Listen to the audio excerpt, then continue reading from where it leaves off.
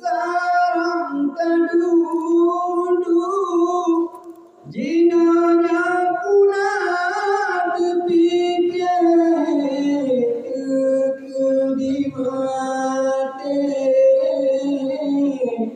nyawang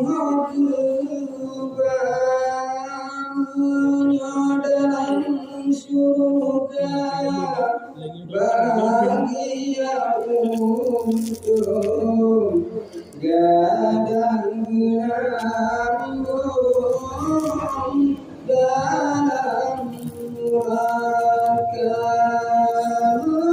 dalam surga